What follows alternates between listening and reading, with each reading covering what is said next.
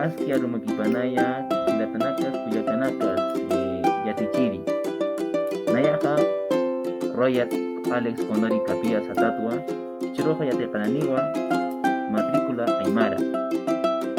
Bueno, profesor y compañeros, lo que es en la matrícula Aymara, la materia en Aymara lo ponemos lo que es Aymara, ¿no? Y enseguidamente Suti Artiri, ¿qué quiere decir esto? Apellidos, ¿no? Ponemos nuestro apellido.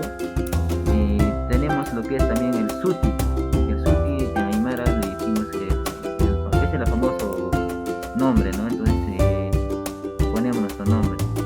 Departamento en el Aymara es el mismo, ¿no? Ponemos uno en este caso.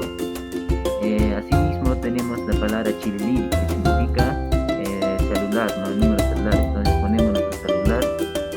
Y otro Chasqui Pelca es el correo electrónico o nuestra Gmail, ¿no? Asimismo ponemos nuestro correo. Una noticia texta en castellano, esto le decimos ¿qué más estudias, no? Aparte de lo que es la carrera de medicina. En este caso ponemos lo que es idiomas, ¿no? Asimismo tenemos la que Ichaja, Kunza y Atecta. En castellano quiere decir actualmente ¿qué estudias, no? Entonces ponemos la palabra medicina, ¿no?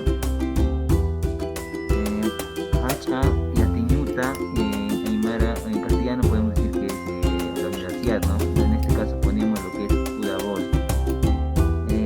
Tamaui, en castellano es dirección, ponemos nuestra dirección aquí, en este caso uno.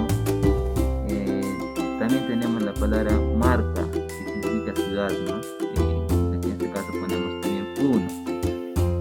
Y asimismo Hachamarca, que significa el país de procedencia, que va a ser en este caso Perú.